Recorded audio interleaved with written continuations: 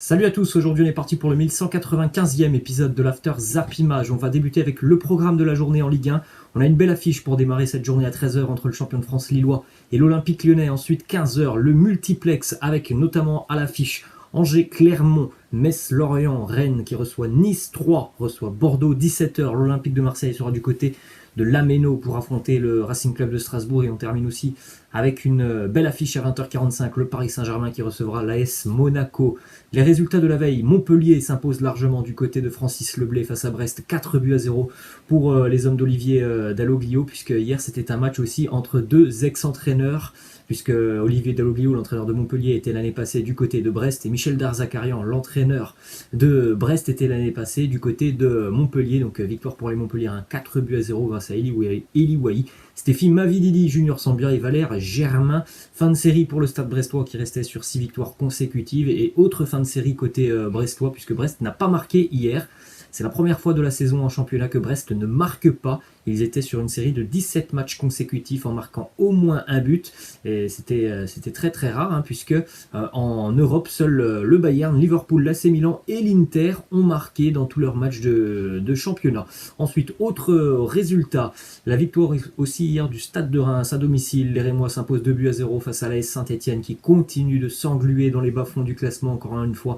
Un match compliqué pour les Verts qui ont joué toute la seconde mi-temps à 10 contre 11 après l'expulsion de Denis Bouanga, ouverture du score signé El Bilal Touré sur penalty après une faute de Étienne Green. Et puis en fin de match, Nathanaël Boukou qui marque le deuxième but rémois. Une bonne opération pour Reims qui avait quand même quelques difficultés depuis le début de saison à prendre des points à domicile. Direction Paris maintenant, deux déclarations de Mauricio Pochettino avant le match ce soir face à l'AS Monaco. Mauricio Pochettino qui nous dit: on s'attend à un match difficile face à une équipe très compétitive cette année. Je ne pense pas qu'elle soit au même niveau que l'année dernière. Il joue plusieurs compétitions aussi. C'est vrai que on est un peu déçu pour le moment de l'AS Monaco en Ligue 1 qui est un petit peu trop irrégulier. C'est une équipe aussi qui a quand même beaucoup de jeunesse et qui est embarquée aussi sur plusieurs tableaux.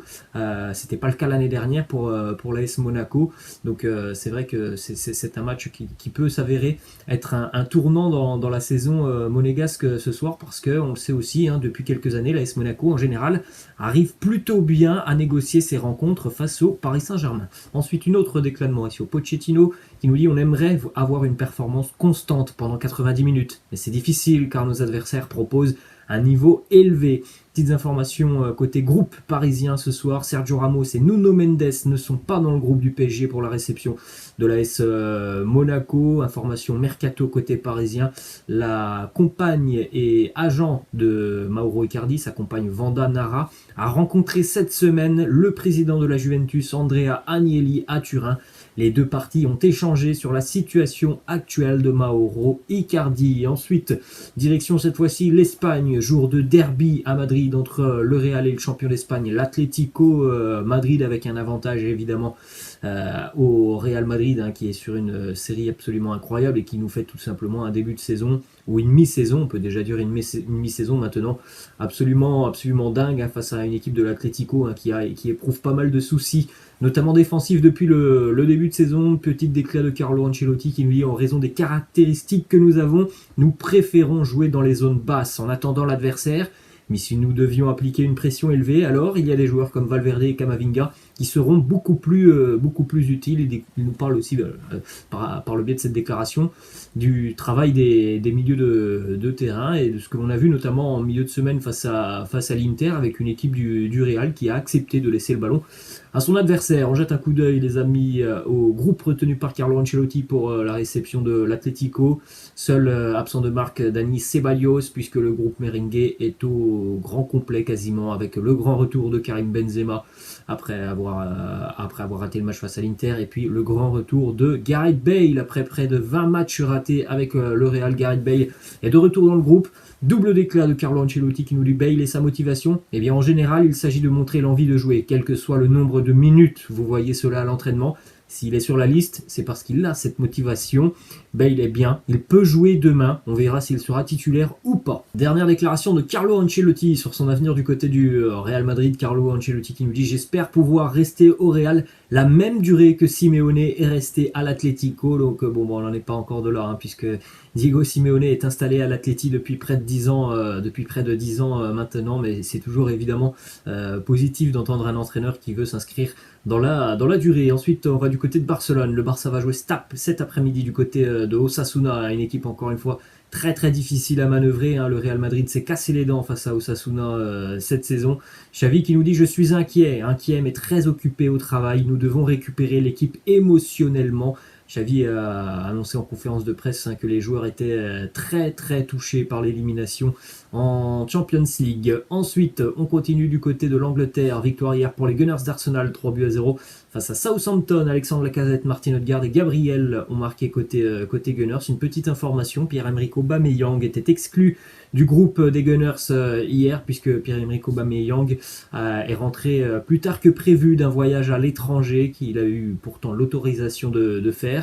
Ce retour tardif a eu des implications sur les protocoles contre le Covid.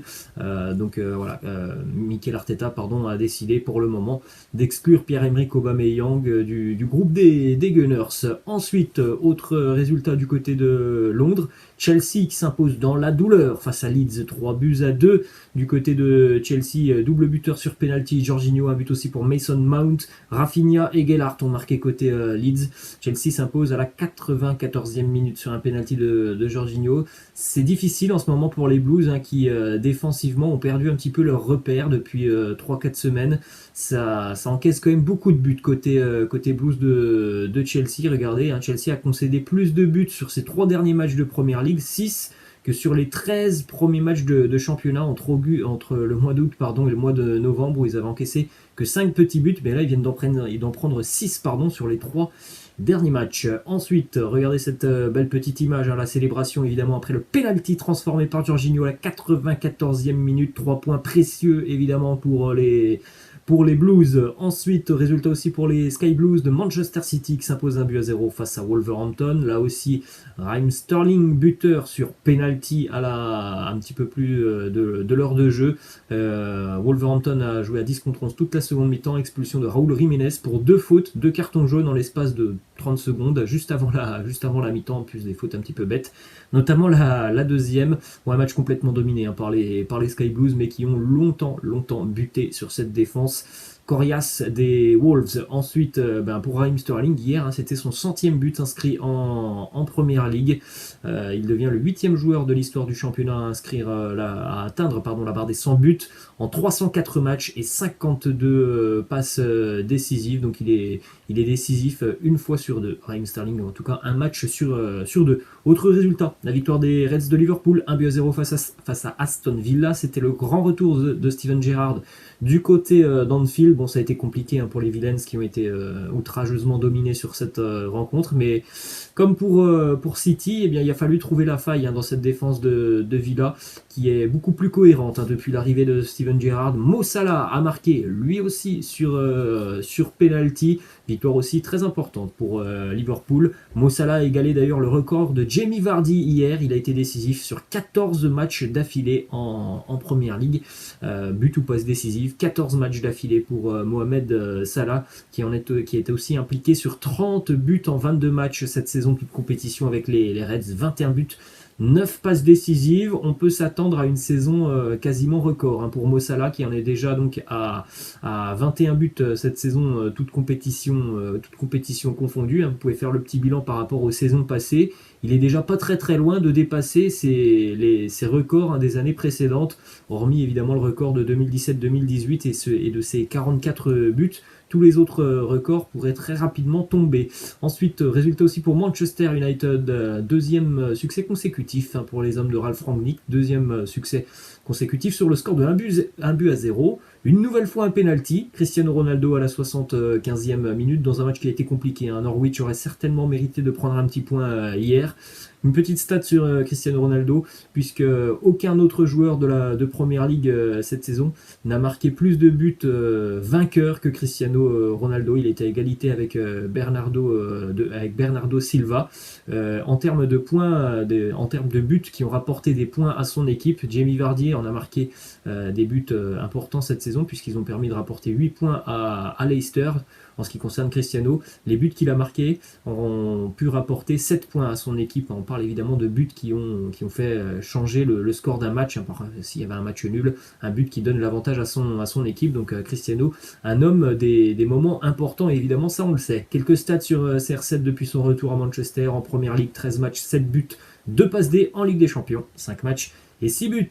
Petite information d'ailleurs qui concerne Cristiano et son avenir, puisque le Real Madrid suit attentivement la situation de CR7. Une rencontre pourrait même être prévue au mois de janvier pour discuter de l'avenir de Cristiano du côté de Manchester United.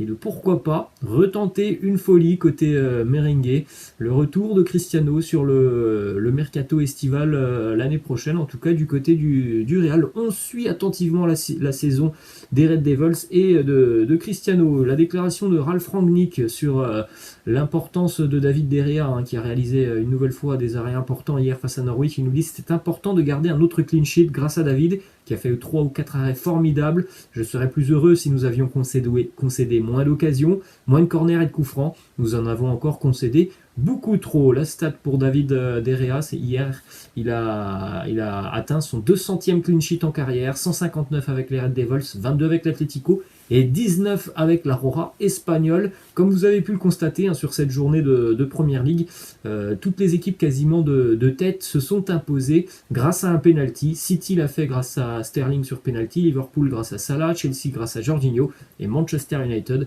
grâce à Cristiano Ronaldo. On fait un petit point sur le top 6 de la PL à l'heure actuelle. Donc Man City 38 points, Liverpool 37, Chelsea 36. Le trou est déjà creusé depuis bien longtemps avec West Ham 27, Manchester United 27 et Arsenal 26. Direction l'Allemagne maintenant, la victoire du Bayern Munich 2-1 face à Mayence hier dans un match dominé par les Bavarois, mais où le Bayern a dû courir après le score, ouverture du score signé Oniziwo en première mi-temps, et puis égalisation de Kingsley Coman en début de seconde mi-temps. Jamal Musiala marque à la 75e minute. Pas de but pour Robert Lewandowski hier. Le Borussia Dortmund tenu en échec du côté de Bochum, 1-1. Julian Brandt avait marqué côté Dortmund avant l'égalisation de Polter juste avant la mi-temps. Alors Bochum est une équipe qui est assez coriace à jouer. C'est un promu, mais très très difficile de manœuvrer face à cette équipe. Donc c'est un résultat décevant pour le Borussia Dortmund, mais le Borussia ne méritait pas forcément mieux hier du côté de Bochum. Ensuite, direction l'Italie, les statistiques aussi de l'attaquant serbe Dusan Vlahovic qui a marqué 31 buts en Serie A en 2021.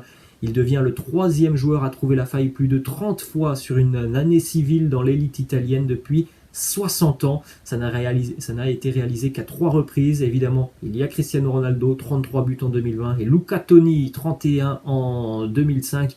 Quelque chose d'assez exceptionnel pour Dusan Vlahovic. La Fio s'est imposée tranquillement hier face à Salerne, 3-0. Résultat pour la Juve, encore une fois une énorme désillusion pour les Turinois hier du côté de Venise, 1-1. Morata avait ouvert le score, Aramou égalisé en début de seconde mi-temps. C'est très inquiétant parce que dans le contenu, cette équipe de la Juve, elle n'arrive pas à prendre le dessus sur son adversaire. Elle concède encore une fois hier beaucoup trop d'occasions.